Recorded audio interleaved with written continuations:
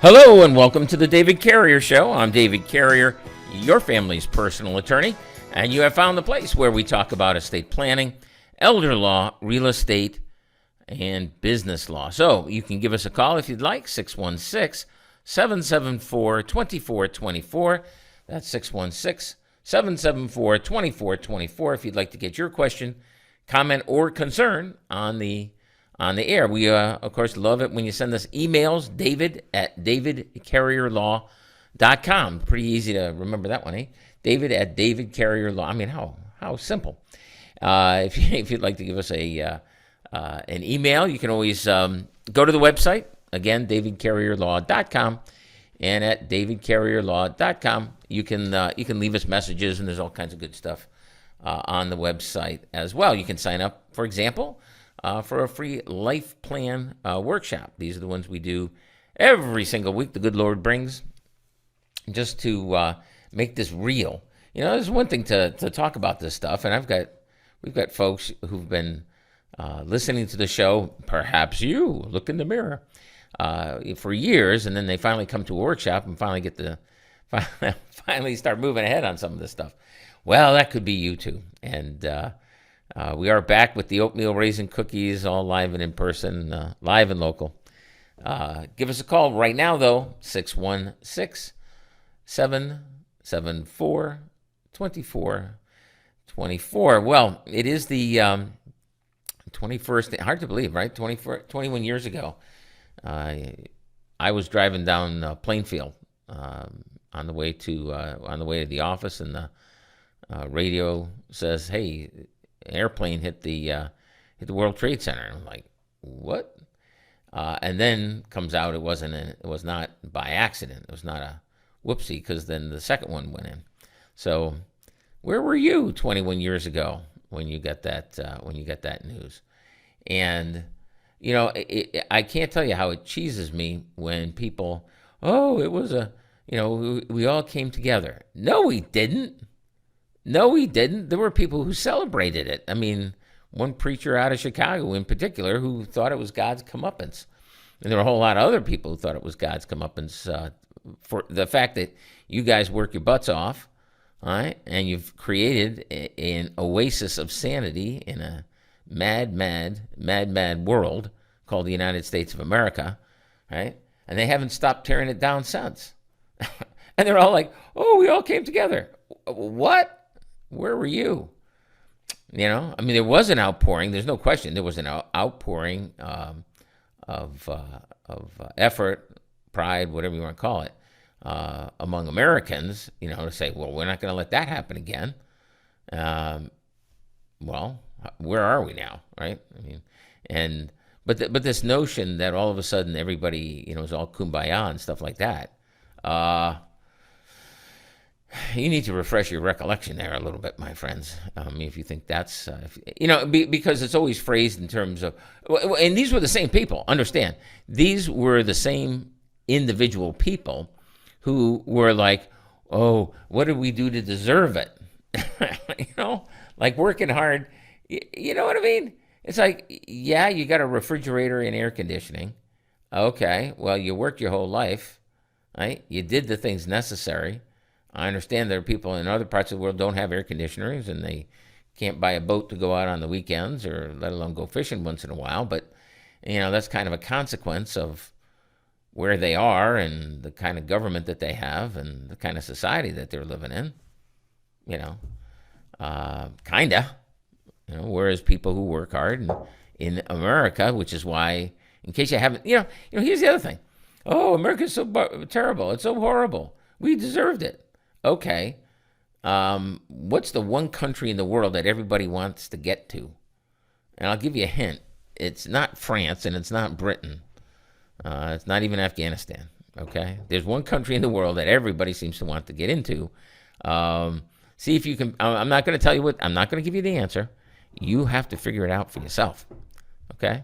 So if everybody's so oppressed and everything's terrible at that one mystery country that everyone wants to get to, well, you go right ahead. Okay. And out of jealousy and every other damn thing, for their own personal purposes, people see fit to attack it. What I don't get and maybe somebody can help me with this, is why people who are benefiting from it, you know what I mean? They're benefiting from your hard work. I mean, how is it that we have cities now with tents on the sidewalks and people shooting up drugs and everything? How is it that that's all government paid for? You know what I mean? Government paid for. What does government paid for mean? It means you paid for it. Now, maybe they figured it out. I don't know. Maybe they figured out, it's cheaper to give these guys drugs than put them in prison or a treatment program or something where they could straighten up and fly right. I mean, maybe that's less expensive and they've made that decision. Or maybe they don't have to suffer the consequences of their choices, our government leaders, right? In where? Portland. You know, there's cities, Seattle, Portland, right? With all the, and you think, California, that's a far place away. Oh, yeah? Minneapolis ain't that far. Minneapolis is not that far away. Madison, Wisconsin, not that far away. No, I think they got more under control in Madison. But Minneapolis, right? You tell me. Where do you want to live? How do you want to live? You know, what was so bad about Ozzie and Harriet Leave It to Beaver? What was so bad about that? Oh, everything was horrible back then. Well, there were a lot of horrible things. I totally agree with you. I know, and there are many, many things that I'm pleased. Of course, I think it's a matter of basic fundamental morality and justice and everything else that are different. Yeah. Okay. Well, why did we throw the baby out with the bathwater? I mean, that's my question. You know, whatever happened. Anyway. So here we are on 9/11 and people misremembering it for their own local political purposes. And all I'm suggesting is maybe we should look at where have we come in the last 21 years? Is it a place we want to be? You know, I don't have any false nostalgia for that. Forget about it. No, it was terrible. It was awful. It was, and it was an evil act by evil people, who right off the bat we start, making excuses for them, which I don't get that part either. But there you have it. Well, welcome to, and we'll be down doing that. I don't know if you know, but and I suspect this is all over the place, but in Grand Rapids at least we have the salute to 9/11. That's a thing that's happening at the Gerald R. Ford Museum. I expect that there would be other celebrations. I'm not the community bulletin board here, but I can tell you, if you want to know where I'm going to be this afternoon, that's where I'm going to be. The Boy Scouts and everything. Somebody's got to remember, and somebody should remember, and we should all remember, frankly, what happened there, and not put the rose-colored glasses on, not pretend that, it was a, great, like a Coca-Cola ad. It wasn't, okay? It was a coward, I say cowardly, I don't know cowardly. It was a vicious act, that's for sure, and that's what it was. And the response, I think the folks in Pennsylvania, the crash in Pennsylvania, I think that shows you what the response, the American response, should be, ought to be, has been to that kind of disaster. Like, we're not going to take it. We don't have to take it. And the fact that the politicians want to manage it, and when they talk about managing the crisis, passing out drugs, passing out needles, ignoring the tent cities and all the rest of it that seem to spring up everywhere. Drive around California. It's an eye-opener. I encourage you to give it a try and make sure it doesn't happen here. Right? Not in my backyard. Well, they don't want power plants in your backyard. Well, how about cities, tent cities? It's not their fault. Okay, it's not their fault. So I guess we got to fix it because it's not their fault. They can't fix it. So I guess we got to fix it. Is that the consequence? To that sort of thing, to taking action like that. Is that where we're going to all come together? I don't know. But the way that politicians respond to things is throw a government program at them, tell you not to do it, right? We'll take care of this. Well, you can look around and see what the consequence of that is, right? In Chicago, they're a sanctuary city, right? Somebody says, hey, you're a sanctuary city? Well, here, have some people to give sanctuary to. And what do they do? Well, they turn around, they find the one Republican community, the one people that elected Republicans, they ship them over there. It's like, wow, talk about hypocrisy. Unbelievable. But there you go. You're listening to the David Carrier Show. I'm David Carrier, your family's personal attorney. Welcome back to the David Carrier Show. I'm still David Carrier, your family's personal attorney. And this is still the time to give us a call, 616-774-2424. That's 616-774-2424. Could it be easier? I don't know. If you think so, give us a call at 616-774-2424, and we'll give us your comment or concern on how we could make it easier. Of course, you can still drop us an email. Go to the website, davidcarrierlaw.com. There you are. Business law. One of the things, and just in general, if you're watching, do you watch TV at all? If you're watching TV or the cable or what have you, you'll see a lot of legal advertising going on. And there are two things right now that are kind of hot topics on there's the three maybe. There's the has been going on forever, whole asbestos stuff. If you're a vet or worked with asbestos, this, they call it mass tort. And of course, it seems like, have you used table salt in the last 50,000 years? If so, or do you know anybody who did, then there's money for you. All right. You hear a lot of that stuff. And we've been approached on this, the Camp Lejeune, what's going on with that, the whole Camp Lejeune thing. And the thing is that for about 30 years, 34, 35 years, something like this, between the early 50s and the mid 80s, I think it's from 1953 through 1987. Apparently, they've admitted it now.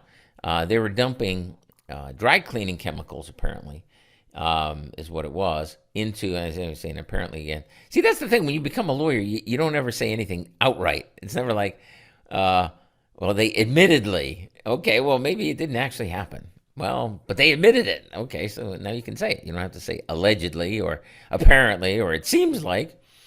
I think we can accept these things as facts, that there was contamination of the groundwater supply at Camp Lejeune, which is a big training base. And not just that, but it's also a staging area, for overseas operations. So there were an awful lot of folks who went through it, and people who've reached out to me are not. I don't even think a majority of them are Marines, but they were Air Force aviators who went down there to train. They were in the helicopters and all that, and there were a lot of other folks. It wasn't just Marines; it was other folks. So, if in your military journey, or your parents, if they were involved with, it's mostly aviation down there, is my understanding of the thing. Who knows? Did they die of cancer? There's a couple of dozen different cancers that these chemicals cause, and you'll see this advertised. Like I say, you see it advertised on the TV, and you may have gotten something in the mail. It's on the radio, all that. So, like I say, we had some people reach out to me, and say, "Hey, what's going on with this Camp Lejeune stuff? Is this legit? Is it not legit?" Well, it's about as, and I'm not vouching for any individual law firm, but I can tell you, the federal government has finally, for once in its life, I guess, and I exaggerate, of course, they've done it once or twice before, has finally recognized, hey, maybe putting bad chemicals in the drinking supply that cause cancer as well as a whole raft of other diseases, maybe that was not the best idea in the world. Okay? So what they've done is they've said, now understand, they've recognized that this is an issue for quite a long time. And the Veterans Administration has been providing care for the various Camp Lejeune related diseases and stuff without putting you through the third degree like they usually do. All right, so that's been a good thing. They've been actually doing that. But if you have pancreatic cancer, if you have prostate cancer, the virulent kind, if you've got all these different things that are going on, fine, you're treating me for it. I'm still going to die early. I still have to live my life with I'm pooping in a bag and peeing in a bag, and, that's pretty terrible. And what's up with that? Well, the government, because it's the government, doesn't have to pay you, right? They're the government. They're the sovereign, like the king. King can do no wrong. That's the concept. So the government can do no wrong. That's the idea. And in the military, you sign up for a lot of pretty horrendous stuff. But, getting bone cancer wasn't part of the deal. Getting blown up, yeah, fine. When you jump out of airplanes, maybe your parachute doesn't open. Squish. Okay, that happens. Sorry about that. But it happens. You get your life insurance, and that's about it. You can't sue the government because you pushed you out of an airplane. You're with a parachute that doesn't open, which happened in the jump school class right before mine. They had two that didn't, and turned out there was some sabotage. But hey, that's not the point. It's not the government's fault. Something bad like that happens. Hey, it happens. In my own class, we had one guy with a broken back, ankles and bones, and it's just, well, what do you want? You jump out of an airplane and jump thousands of guys out of airplanes, you're going to have that happen. That's fine. That's fine. Getting shot, that's fine. Okay, torture, fine. Can't blame the government for that. But you put me over there and they killed me. Yeah. Well, too bad. Okay, but what you can, because that's part of the deal with the military, right? But what's not part of the deal is getting poisoned by the drinking water. That's not part of the deal. And that's what they recognized in the Camp Lejeune Justice Act. What they said was if you served there 30 days cumulatively, so you could have gone, to training, 1 week of training, 4 times, 5 times, you'll qualify for this stuff. And you don't have to be the military service member. And like I say, it's a an encyclopedia of diseases that count for this recompense. And the idea is, yeah, we treated you, but that didn't make you whole.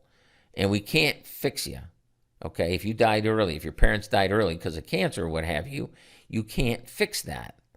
But what you can do is give money, and that's our legal system, all right? Sorry about that. Here's some money. Hope it makes you feel better, okay? But we're compensating. That's the idea. So this Camp Lejeune thing is real. The compensation is real. The damage that was done is real. It's all real. Now all you have to do is figure out which one who you want to pick to prosecute your claim, to make sure that, if you do suffer from something like this, that you're dealing with somebody who's not fly by night, or, who actually has some experience. Well, that would not be me, okay? I'm not I'm not all of a sudden going to say, oh, yeah, we do, we do that too. No, we don't. You know what we do around here, okay? But what we can do, and this is because people kept asking for it, what we have done is looked into the different lawyers who are in law firms and whatnot who are doing this stuff, and we've got a couple who we think would do a really nice job for you, and we will refer them over if you give us a call. If you want to know what's going on with this stuff. Again, I'm not doing it. I'm not going to be prosecuted. That's not what I do. I do what I do. Oh, and there's the music. But if you give us a call, we can point you in the right direction. How about that? Fair enough? You've been listening to The David Carrier Show. I'm David Carrier, your family's personal attorney.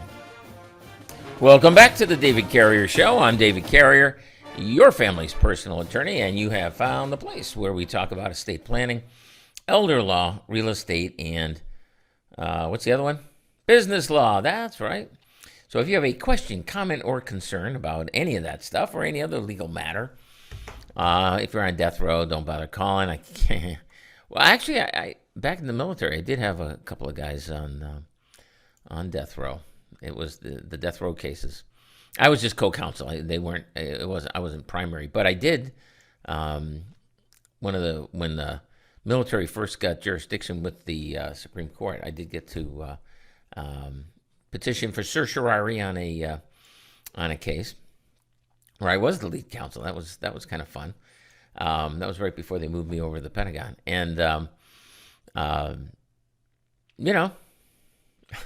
we got denied, but at least I've got my little Supreme Court. I did try.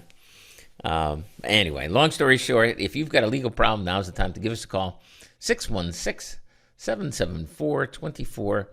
We'll get your question, comment, or concern on the air. No problem. Just talking about the Camp Lejeune stuff. That's a real deal. So if you've been watching those ads, looking at the ads and thinking, wow, what is this about? Is this real or is this not real? It's real. The authorities at Camp Lejeune for 34 years apparently really did ignore what was going on there. They were just dumping stuff down the drain. It went into the groundwater, and consequences now have been severe. So they voted a whole bunch of money to pay people for the suffering that they've undergone.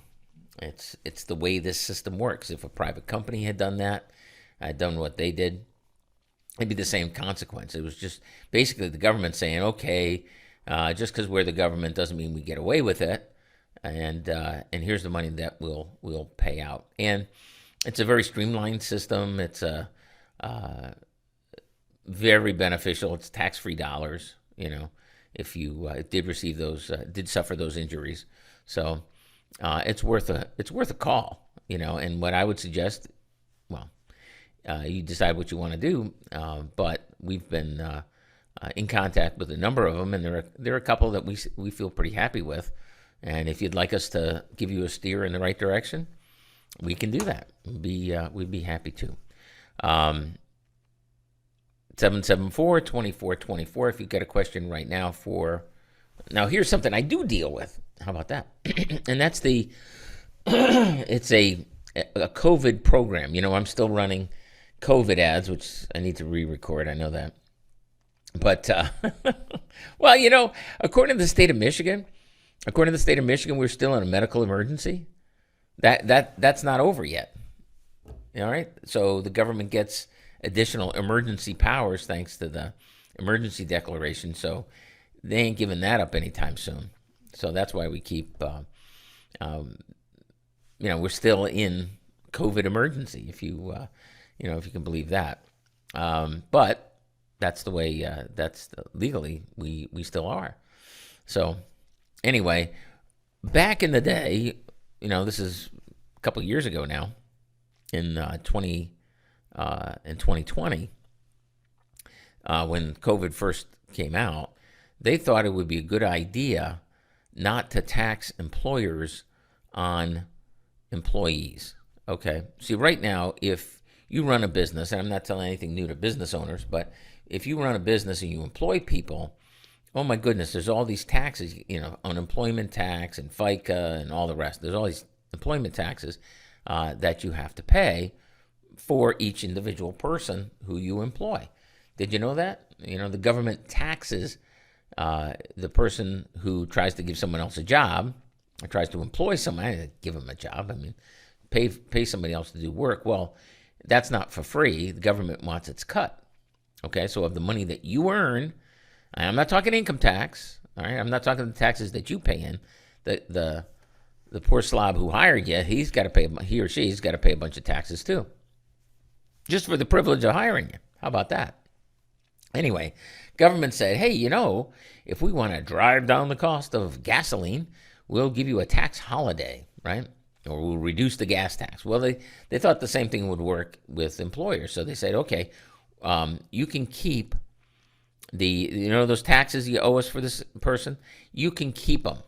And guess what? We'll also say you can keep up to half of the first $10,000 that you're paying this person too. Okay, we'll give you that as a tax credit, what's called a refundable tax credit, which means that if you don't have enough tax, if you're not paying enough tax, they'll give you a check. They'll send you money. Pretty good deal, eh? Well, in order to do it, you had to know it was out there, which they didn't really tell you, and you had to go through all the forms and blah, blah, blah. And then the next year, in 2021, they expanded it. They said, well, you know what? We're going to do this quarter by quarter for every 3-month period, right? First quarter, second quarter, third quarter, fourth quarter, right? And you can get up to $7,000, not five, because remember, it was 50% of the first 10. Now it's 70% of the first 10. So if you have employees in 2020 and 2021, it's not ridiculous to think that you could get $26,000 per employee as a refundable tax credit. Now understand, most employers paid the tax already. All right. So in order to get the money, you have to file an amended tax return.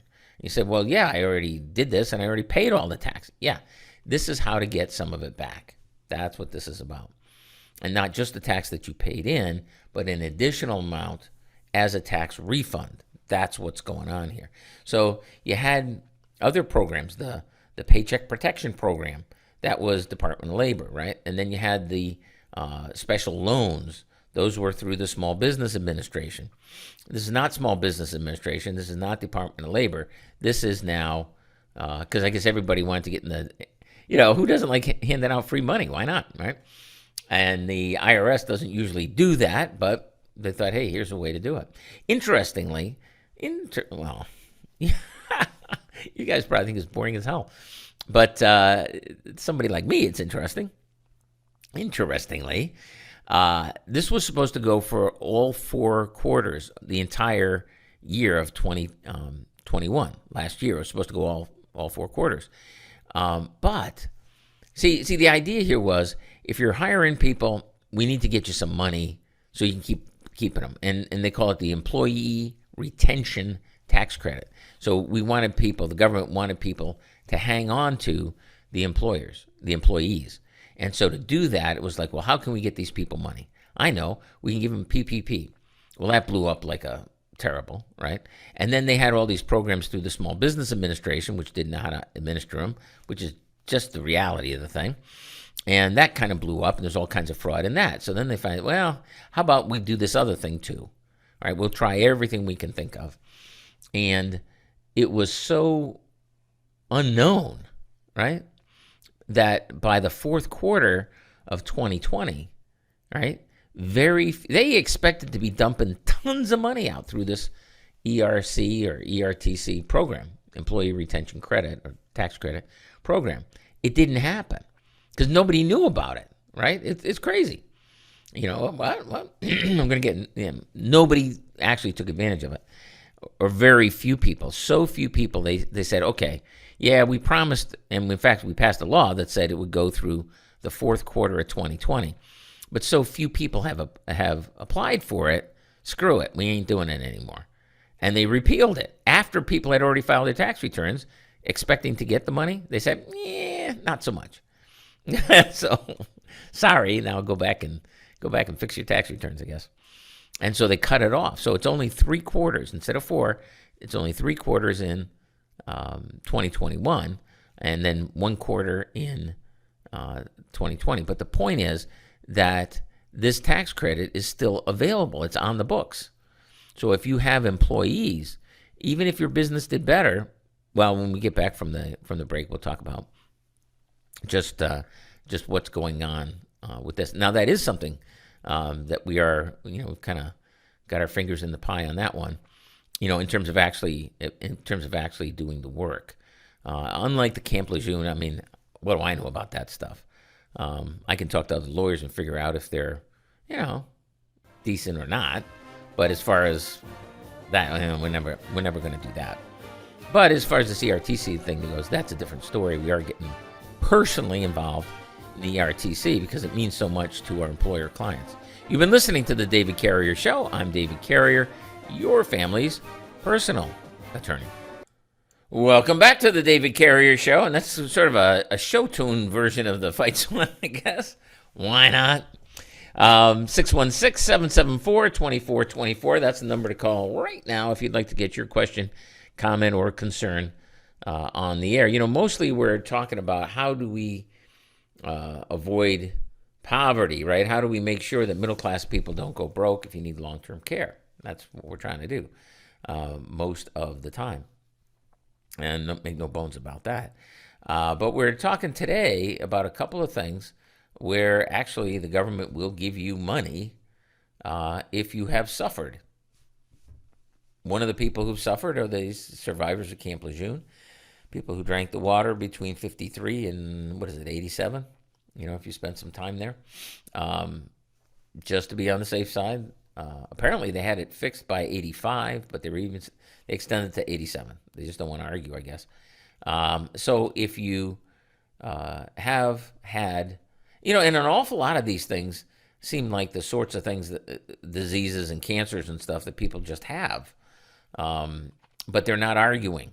If you spent 30 days at Camp Lejeune, whether it's all at the same time or over a period of years, and you have a whole laundry. I put them in the newspaper. A whole laundry list of cancers. The easiest thing to do is just give us a call, and we'll go through it with you.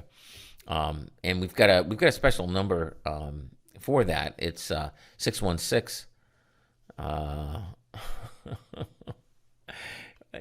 Well, I'll get you the special number because I don't remember it. There you go. Too bad I didn't spend. I don't know if memory loss is one of those things that's covered. But anyway, we have a number. You call the regular office number, 361-8400. I do remember that. Area code 616-361-8400. If it's a very, very simple few questions we ask you, and then we get you in the hands of somebody who really knows what they're talking about. I just think that when the government admits that it's wrong, rarely does the government admit it's wrong. When it does, and we've had people who suffered because of it, then it seems obvious to me that we ought to be getting those folks what they need. When I started this practice, a good chunk, I'd say around a third of the people I worked for, this is back in 1990, a good third of them were vets, World War II vets, Korean vets, mostly World War II. And what those guys did, unbelievable, right? And so, why, and just to find out now that, hey, for 34 years we fed you poisoned water, and now you got all these bad consequences. Well, okay. Seems to me that if you're willing to admit that, which they are because it's the truth, then it seems to me that there ought to be some compensation, and that's what this is all about. And Congress agreed, so don't leave it on the table. Don't leave it for somebody else. Don't give it back to the government. What are you thinking? If you serve down there and you do have these consequences, then you really should look into it. This is my thing, and we're willing to help. The other government program that's out there is the Employee Retention Credit. This is for people who have businesses and had businesses in 2019, 2020, 2021, and just got whacked with the 2x4 when this COVID thing came around. Now, if you just started a business in 2021, there are additional programs, startup businesses and whatnot. There's some other stuff. But generally speaking, it's for folks who are running businesses with employees besides yourself, besides your family members. Okay, they have to have real business, real employees. This is not, it's the IRS. They ain't fooling around.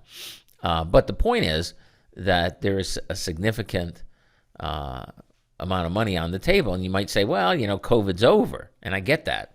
That's kind of how I was thinking about it. Well, COVID's over. And an awful lot of folks who are running businesses, I've had this conversation already a few times with people who say, well, we made it through COVID okay.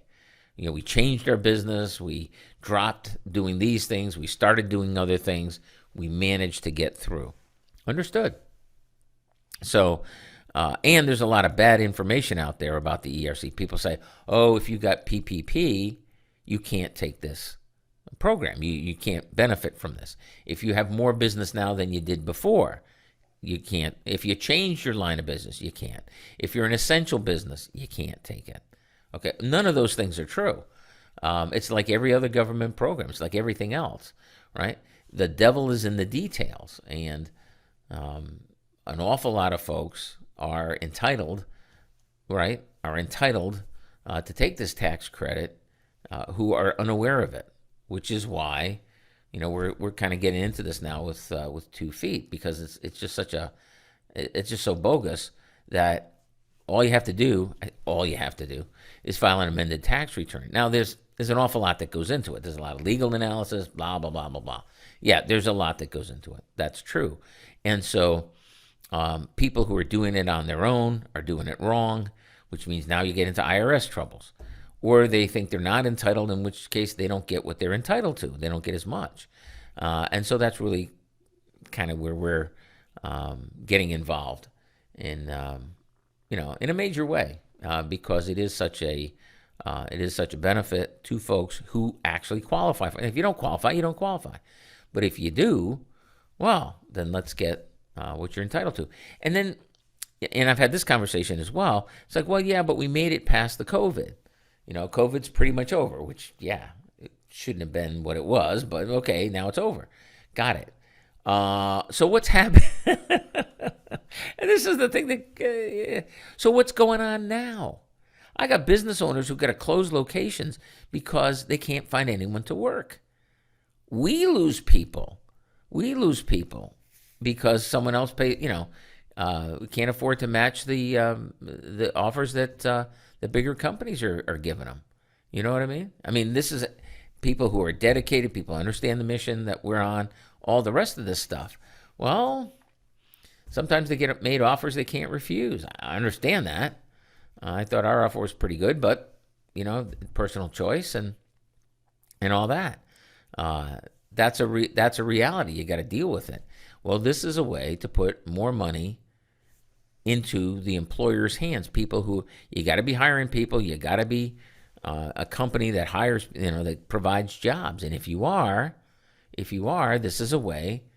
And even if you shut down the business, what if the inflation killed you? What if the recession put a stake through the heart of the business? You can still get it. But to my way of thinking, the greatest thing about this now is, yeah, the COVID disaster is over. The inflation disaster is on us. We got it now. We got this recession going on. Okay? We got fewer people available to work. All right? These are all things that you can use the ERC to keep your business going. See, that's the point. All right? It's the original idea. We're going to give people this tax credit in order to keep the doors open, keep people employed. Let's pretend America, land of the free, home of the brave, and the worker, right? In order to keep that going. And that's why, philosophically anyway, it's like, I don't understand any employer not taking it. It's like, well, you think things are getting easy? Yeah, I know COVID's over. But say hello to inflation, recession, fewer people working. It's a nightmare out there. You try to run a business. Okay? And it's not getting any easier. Plus 87,000, thank you very much, 87,000 new IRS agents. This stuff has to be done correctly. That's what this is about. So if you have a question about any of that stuff, go ahead and give us a call, will you? 616-774-2424. We'll get your question on the air. You're listening to The David Carrier Show. I'm David Carrier, your family's personal attorney. Welcome back to The David Carrier Show. I'm David Carrier, your family's personal attorney. Now's the time to give us a call at 616-774-2424. That's 616-774-2424. We'll get your question, comment, or concern on the air. How easy is that? Super easy. 616-774-2424. To your question, I should say. The answer to your question. Will I really get through? The answer is yeah, you will. Yeah, I understand we're the only live show on Sunday, but live and local, And whether you're down in Kalamazoo or in Grand Rapids, so if you listen on WKZO or WOOD, either one, or any of the other affiliates, now's the time to call 800-317, excuse me, whoops, 616-774-2424. I guess it's not that easy, is it? Anyway, you can call that other number, 800-317-2812. That's our office number, 800-317-2812. And it is 9/11. Today is 9/11, 21st anniversary of the attacks on the World Trade Center and the Pentagon. I have to listen to the preachers tell us about, doesn't it just absolutely grind you when they pretend that this was like a hurricane or an earthquake or a volcano? Oh, it was a tragedy. Yeah, it was a tragedy. Yeah, Pearl Harbor was a tragedy too. All right, Pearl Harbor was a tragedy. It was bad, but we didn't like. Oh, what did we do that made them attack us? Oh, did we do? There was none of that, and that's still going on, and it's subtle now. I mean, people have learned. I mean, the apologists, it seems to me, have learned you can't say, "Oh, it was our fault." Okay, you can't say that. People are fed up with that. So instead of recognizing it for what it was, which was an attack and all the rest, then they make it out like it was this moment when the whole world came together. The whole world did not come together. There's one part of the world attacking a different part of the world for reasons of their own. Let's not go into them here. And they killed a whole bunch of people, over 3,000 people, to make their political point. That's what happened. That's what we call an act of war, okay? And typically, we don't get all weepy about it. We don't get all, what did we do wrong? It's more like, hey, let's go kick their ass. You know what I'm saying? I mean, isn't that what it's about? Seems like to me, if that, someone wants to make war, they're the ones who chose. Okay, fine, let's do it. Now, hopefully we don't do it. Hopefully we have people in there who are smart enough not to manage things so that, Russia doesn't attack Ukraine. Now, that would be a good thing if they were smart enough to avoid it. Like Winston Churchill said, better to jaw than war. And I guess with a British accent, it sounds better, but, better to talk things through and argue at people than to blow them up. Much better. Yes, prefer that. But if they choose to blow you up, well, it's kind of a signal that the talking's over, isn't it? And this reminiscing from, that it was some nostalgia party or something. I mean, it's just, I'm sorry, but I've heard a couple of these commentaries today, and it just, man, talk about, I don't know. Well, everybody's got their own opinion, right? I mean, see, that's the other thing. Everybody's got their own opinion. Yeah, but some opinions are bad ones. And the idea...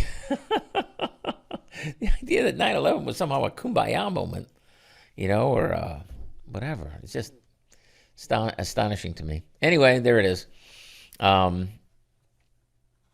There it is. But it is 9/11, and so we will be, there's a salute down at General R. Ford Museum. So if you're in the area this afternoon, that would be a good thing. Yeah, I guess it's going to rain, but it's okay. Boy Scouts have ponchos, no problem.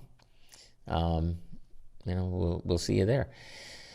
What else we got going on? Oh, two government programs that, and whenever we say government programs, people think, oh, it's the government's money.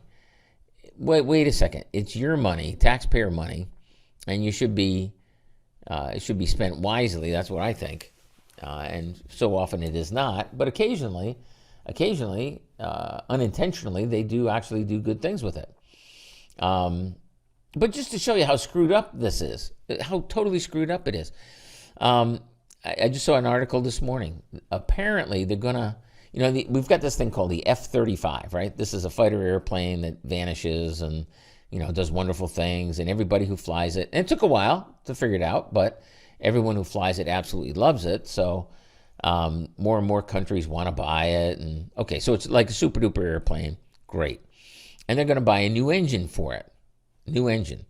They got a better engine that's come out because this thing is older. It's several years old, but they're trying really hard to make it really, as super duper as they possibly can.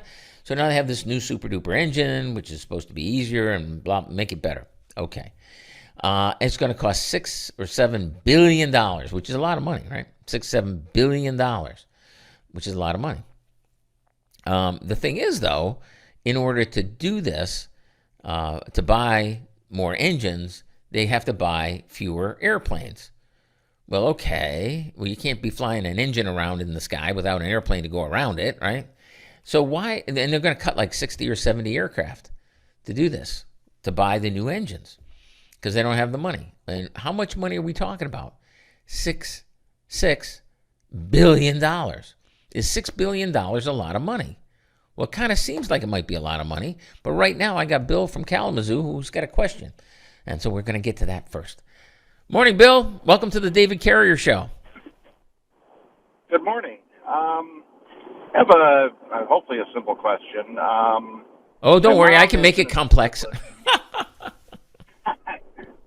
My mom is in assisted living. She's 74, so she's collecting all her Social Security. She's Right. got a small pension. Between her pension and her Social Security, she can cover all the expenses with her assisted living. So How much? How much income does she have per month between the pension and the Social Security? Between the two is around 2,400, I believe. Okay. So the apartment, the assisted living, it's more a senior living type situation. Sure. So it's like $1,900 a month. So she also has 401k and she has IRA, and she's got an annuity total of around $350,000. Okay. Now, my sister's been handling all of this. I live in Kalamazoo, and she lives in Detroit. Okay. So, according to my sister, and this is where I'm getting very confused on things, state lawyer said that the house, and you know, as you well know, keep the house, keep the car. You're allowed to keep either one if you end up going into nursing home care. Yep. The lawyer says that my sister's not allowed to rent the house at all from my mom because my mom's no longer living at home because it's not really safe for her to do so because she's got dementia. And I was very confused on that and why he would tell her that, you know, it's her home. Why can't she rent it? Right. Why can't my sister rent it from her? So, Right. Does that make sense to you? No, I didn't think so. that makes no sense at all. See, right now, and so let's just take a look at this. We got a house. We got $350,000 of liquid assets, right? Financial assets. Is that correct? Correct. And we got mom who's got a now. Here's the thing. In order to qualify for the programs I'm going to talk about, mom's gross income, gross, not the amount that goes in the bank, but the amount that is shown on Social Security on that annual statement you get, plus her pension, the gross amount. And she's close, right? But the gross amount that she can have is $2,523 per month of income. Now, if she's under that magic number, right, and that number's going up. I mean, apparently like a 10% increase is baked in the cake, and you get 3 times. See, this is where there might be some opportunity next year. You get 3 times the poverty level, the SSI, the supplemental security amount. You get 3 times that is the amount that you get to have. And they're talking about increasing by 10%, but the SSI amount is going up 10% times 3, right? So you just got to look at the numbers. It's just a numbers thing. If mom qualifies, and understand I got 2 minutes here, so if you don't mind holding on through the break, I'm just going to give you kind of the short and short of it, but I'll develop it at extreme length when we get back. There's a program that moms should be looking at like right now, and I mean right now, because we're still under these COVID emergency rules, and it's a program that I've talked about before. It's my favorite, absolutely favorite go-to program. Families love it. Everybody loves it. It's cheaper. It's the cheapest thing for the government, and it's the most beneficial for the client. And it does what people actually want it to do, which is kind of amazing for a government program that it actually keeps the promise. It's well-spent money, and it's very beneficial for clients, very beneficial for the family. And I'm going to talk about that when we get back. But that music means I need to get out right now. Okay. All right, so I'll be back, Bill. You've been listening to The David Carrier Show. I'm David Carrier, your family's personal attorney. Welcome back to The David Carrier Show. I'm David Carrier, your family's personal attorney. We're talking with Bill from Kalamazoo, and Bill's mom is right now in a not exactly assisted living, more senior housing, but she is receiving some care. Her current income of roughly $2,500 a month is covering that care. Mom has a house. She has about $350,000 in IRA, 401k, other savings. Bill's sister has received. Bill's sister would like to live in mom's house, but has received advice that it's a bad idea. It's impossible, I guess, to rent out the house. And now the question is, what do we do next? Am I summing up accurately there, Bill? Is that about right?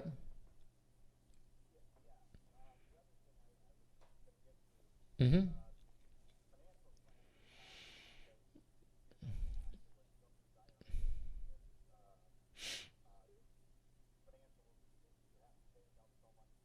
Yeah, the required minimum. Yep.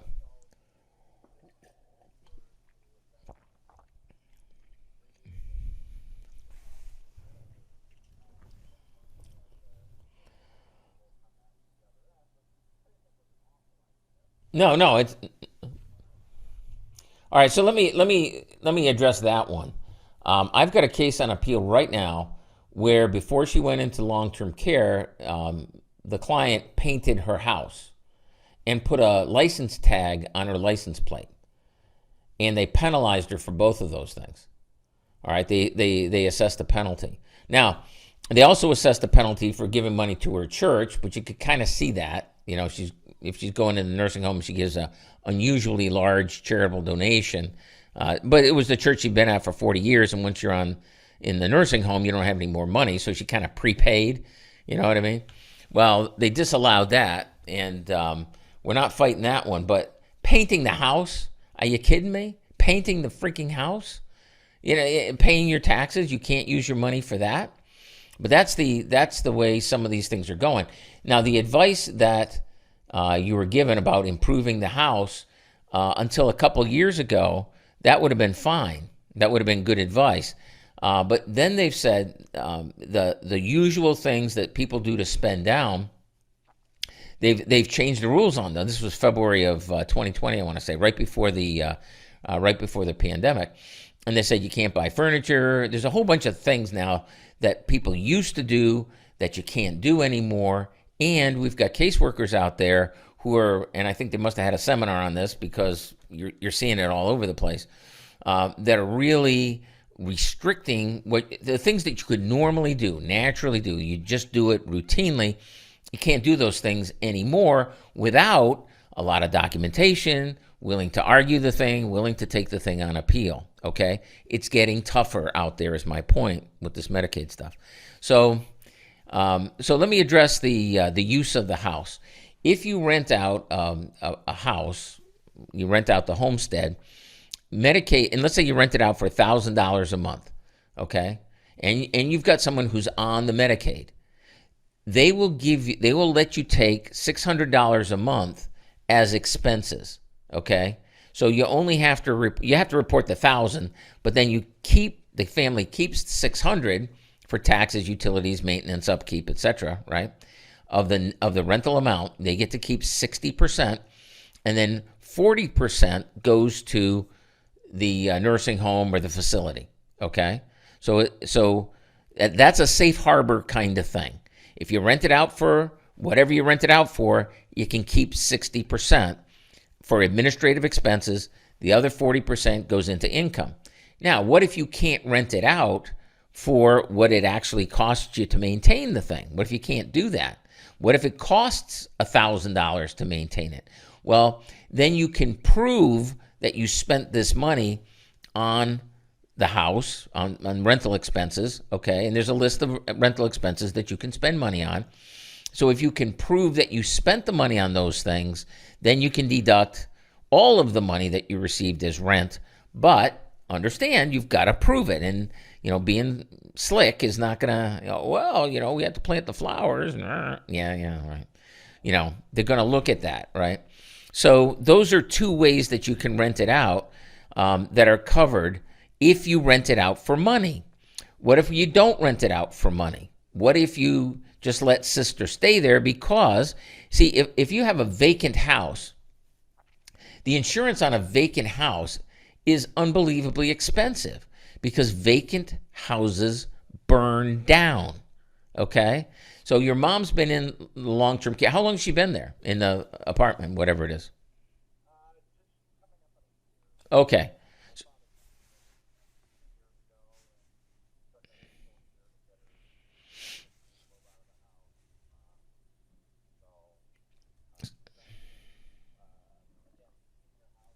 Yep.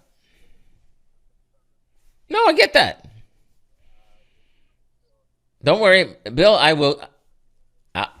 I'll get there. Have faith, brother. I'll get there.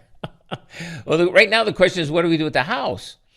So, um, uh, like I say, if you rent it out, that's what you got to do with the rent. But sister, now here's the other problem you've got. This is the insurance thing. For 60 days after mom moves out, they will cover the burned down house on the homestead on the homeowner's insurance. But you've probably, if you're like most folks, you've probably still got the homeowner's insurance in place. And the problem is when the house burns down now, the adjuster's going to say, "When did mom move out? A year and a half ago." We're not covering it because homeowners implies an owner-occupied house, right? And if you want to buy fire insurance on a vacant house, it's going to cost you 2, 3, 4 times as much. Okay? So that's a problem. Now, if sister moves in, now the house isn't vacant anymore, and you can get landlord insurance, right? Landlord tenant. It's not a rental situation, but still, it's the non-owner occupied insurance that you want to get. Much cheaper than vacant house insurance. Okay? Now, here's where the goodness comes. Okay, that's number one. So do no harm, right? Let's not burn the house down and not have it covered. So we got that. Now, here's the other thing. Under new rules, it used to be that if mom went into long-term care, right, and anyone else lived in the house, you would automatically lose the principal residence exemption. Now, they've changed the rules, so now we can have a family member of the relative of the first degree living in the homestead and not lose the principal residence exemption. So that's a good thing. Here's the other thing. We do not a rental agreement, but a caretaker agreement. A caretaker, okay? Sister is not a tenant. She's a caretaker of the property. This is for mom's benefit. It's a financial asset. It has value, right? And we're maintaining the value of that asset by sister remaining there. Sister doesn't have to pay for that. It's not divestment. Not yet, anyway. So it's not divestment because there's the music again. So hang on. There's more, okay? And I'll get to what we're going to do about mom's long-term care in just when we get back. Fair enough? Okay. Well, oh, okay. There you go. You're listening to the David Carrier Show. I'm David Carrier, your family's personal attorney. Welcome back to the David Carrier Show. I'm still David Carrier, your family's personal attorney. And we're still talking to Bill about Bill's mom. Here's the deal. Let me sum up. Mom has dementia. That's progressing. Mom has a house. Right now, the house is vacant. We're talking about getting sister into the house using a caretaker agreement as opposed to a rental agreement. If mom rents out the house, the family can keep 60% as a safe harbor. Without explaining what you're doing with the money, the family can still keep 60% of the money that comes from the rent, but 40% will be treated as income for Medicaid purposes. If the expenses exceed 60% of the income, then you can prove up however much you actually spent on administrative expenses and deduct that. So it could be zero that you account for to Medicaid, could be zero. It just depends on what the thing rents out for and what the expenses are. Now, there's another way of doing this, which involves sister living in the house, and it's not a rental situation. Now, understand, it's a good idea to have someone in the house, if only because vacant houses burn and insurance rates reflect that. Many people have mom or dad goes to assisted living or senior housing or something like this. They keep the house, and the insurance agent The sales agent, the person who sold, oh yeah, we'll just keep the homeowners on there. Big mistake, because the insurance agent has no ability to bind the insurance company. It doesn't matter what they can put it on a letter with letterhead. They're an agent. They're not the insurance company, okay? And they say, oh, this will be fine. This will be fine. We'll cover you anyway. No, they won't, because when the house burns down, the insurance company will decline coverage. They will refund you the premiums. Wonderful. You get back $2,000 on a $200,000 house. Thanks for nothing. But that's the way it works, okay? So you got to be careful. Now, what if sister moves into the house and that's how she's going to make sure the house is maintained? Sister is going to pay the property taxes.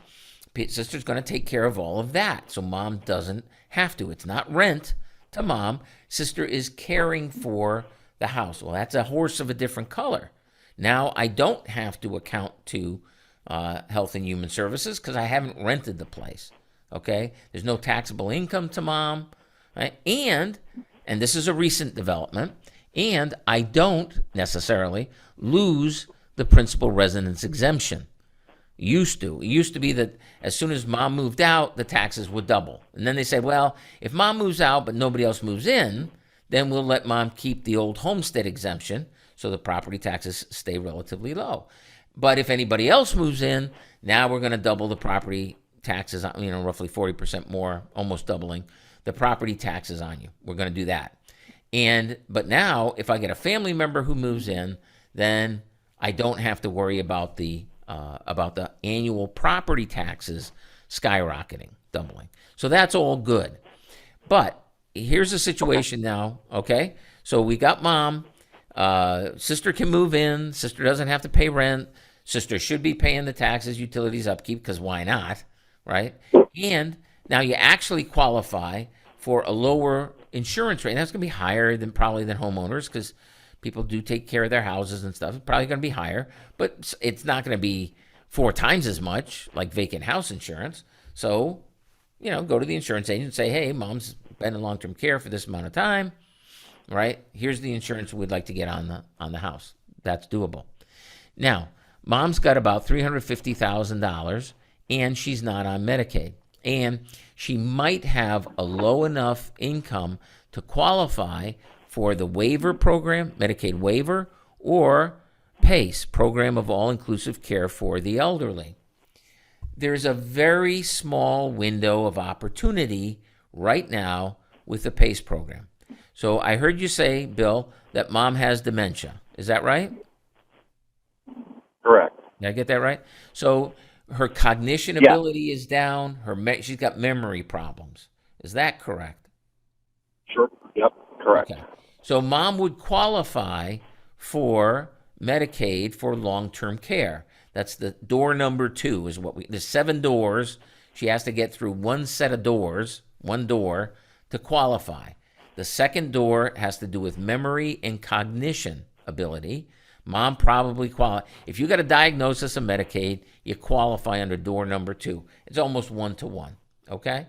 So mom will qualify medically. She will not qualify financially, because I got this $350,000 out there. Okay, under COVID, and this started back in 2020, under COVID, they said for the PACE program only, we don't care if you give money away. We don't care if you give your stuff away. We don't care. Go ahead and do it. We're not going to count it against you. Now, that's for every other Medicaid program. They count it against you for 5 years. They penalize you, okay? So Yep. This was a big deal, them coming out and actually. Now, there's a whole question about could you do it before? Forget about that. They came out and they said you could, which is a big deal. My opinion, big deal. But they also said we're going to change the rules back, and we haven't really figured out when, but we are going to change the rules back. We'll let you know.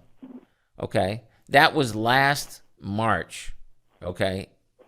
So a long time ago, they said we're going to change the rules back, but we haven't figured out when.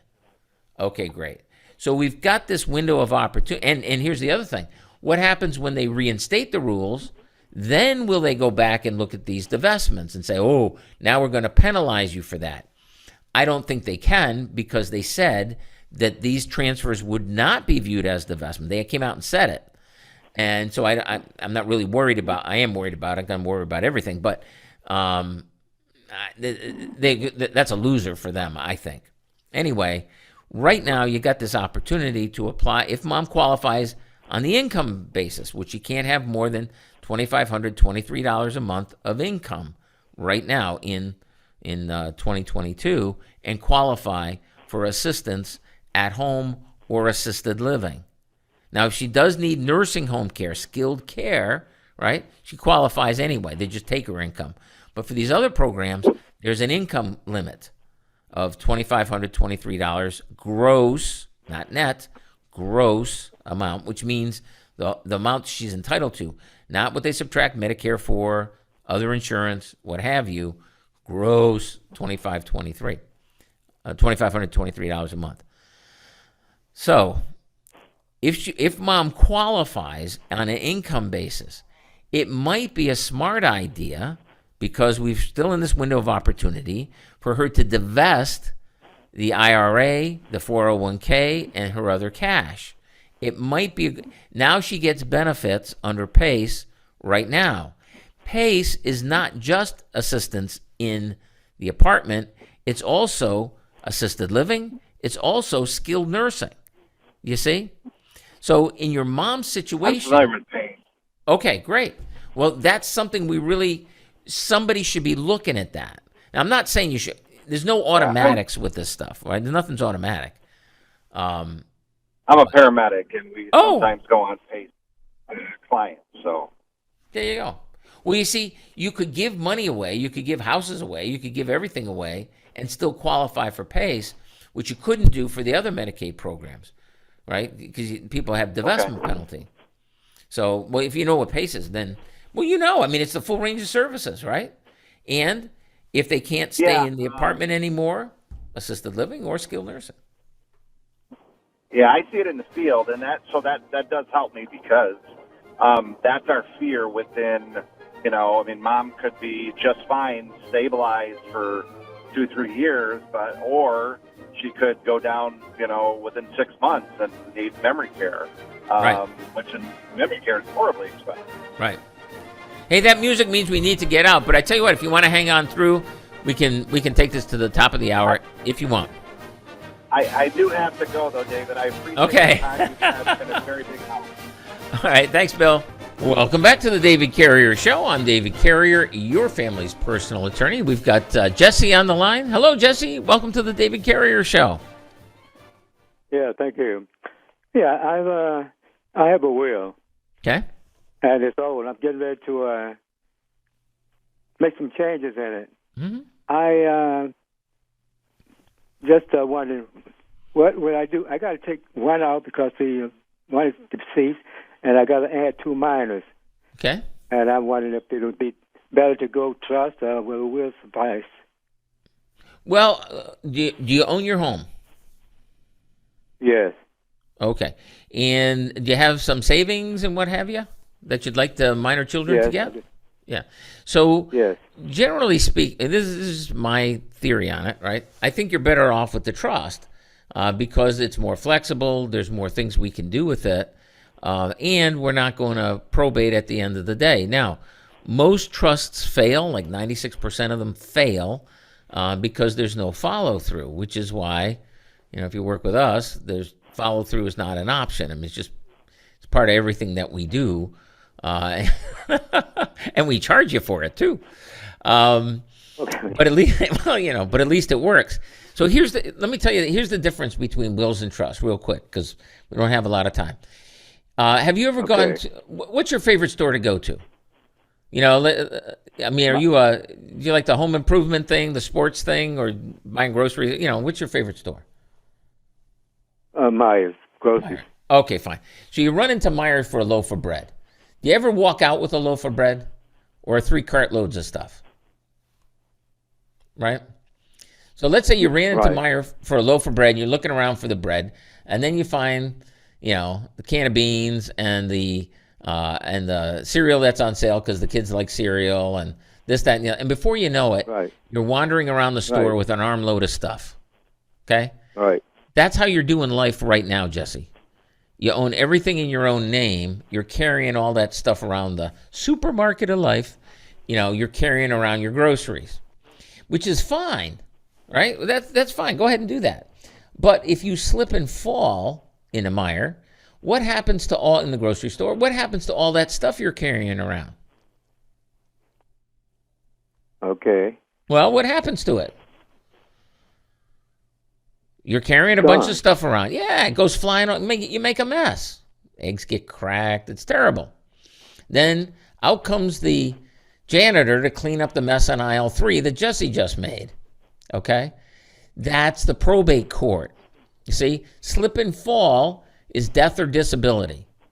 Right? Your groceries are all, is your house, is your savings, is your furniture, it's all the stuff that you own are the groceries.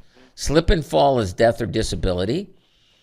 All right? And that janitor is the probate court. The probate court's job is to clean up your mess. Okay? Now, your will is just a little note in the mess. And you're hoping that probate court finds it, reads it, follows the directions. But the probate court has its own ideas. The janitor has its own ideas on where stuff ought to go, called the Estate and Protected Individual Code. It's the law. Okay? So there's a way that these things go. And then you can do a will that says, no, I don't want to give it to my kids. I want to give it to my grandkids. And right? And maybe they follow it. Maybe they don't. Maybe they can't even find the note. Who knows? Right? A trust is a shopping cart. So what you do is you say, hey, I got all this stuff. If I slip and fall and make a mess, I don't trust that janitor to do the right thing anyway. And maybe they don't find the will and blah, blah, blah. All right? I'm going to put all my stuff in the shopping cart. So you got all your stuff in the shopping cart, and now you slip and fall. What happens to the stuff now? Well, it stays in the shopping cart, right? You didn't make a mess. Now you went ass over tea kettle. Sorry about that. Okay, these things happen. Can't help that. But at least the stuff didn't go flying. Are you with me on this? We didn't make a mess. Yes, sir. Yeah. Now, right. Most trusts fail because the stuff doesn't get in the shopping cart. You get a little memo that says, hey, Jesse, don't forget to put your stuff in the shopping cart. Guess what? Nobody does it. And everybody knows. Everybody involved in this knows. The attorney knows. The banker knows. The insurance guy knows. The accountant knows. Financial advisor. Everybody knows that people don't put their stuff in the trust. But we all go along with the charade that you're going to. Right? Because it's nobody's fault, because we gave you the slip of paper that says, hey, Jesse, don't forget to put your stuff in the cart. That's the get out of jail free card. And now your kids, even though you have a trust, your kids still have to go through probate because you still made a mess, even though you have a shopping cart, because you didn't put the stuff in the cart. That's the follow through I'm talking about. You don't get away from us. You don't you don't get to feel good about anything until you've been through our whole funding process, which takes at least 2 months, 2 to 6 months, 2 to 6 months after you sign your documents. Because if we don't do that, it ain't gonna work. And what was the point? Do you see? So that's why I like trust rather than wills. And especially if you've got minor kids that you're worried about, much easier to create trusts for them so that after you're gone, the money doesn't get blown in a wild weekend. You know what I'm saying? I understand. Yeah. You're looking out for them. Well, they got friends. Yeah. You know what I mean? It's not going to be your kids, grandkids who do it. It's going to be their friends. And what happens to the friends when the money's all gone? You tell me. They're gone. And your kids got diseases that won't go away. Thanks for nothing. Whereas even a small amount of money, it doesn't take a lot of money to make a big difference when the money shows up when you really, really need it. You know what I'm saying? It doesn't, you don't need millions. You don't need hundreds of thousands. You just need a little bit to get people over it. But people aren't like that. People, once they see it, it's gone in a weekend. Yeah, that was a great party, and then nobody can remember it because they blasted their brain cells having the party, right? What was the point of that? What did Jesse work so hard for to set this money aside to have it gone in a weekend? Whereas if it gets set up properly, it can be a lifetime resource for those kids. Your blessings can continue on and on and on and on if it's done correctly, which usually it isn't. But I mean, that's the opportunity that you have. And that's why we would say do a trust and everything that goes along with that, and then, money can be a blessing. It can be a curse. And so often we see it be a curse, but it doesn't have to be. It really can be a blessing to the people that you love, the people that you're looking out for. That makes sense? Yes. When do you have your next... Well, I tell you what, just give us a call. It's 616-361-8400. We're doing them every week, and we've got 4 locations, whether it's Norton Shores, Holland, Grand Rapids, or down in Portage, Kalamazoo. But we're doing them all the time. Beg pardon? 616? Yeah, 361-8400. 616-8400. There you go. All right, Jesse. Thank you. Thanks for calling us. Yeah, appreciate it. You've been listening to the David Carrier Show. I'm David Carrier. Your family. You'd think 2 hours was enough time, huh? You'd think so, but you'd be wrong. Anyway, your family's personal attorney.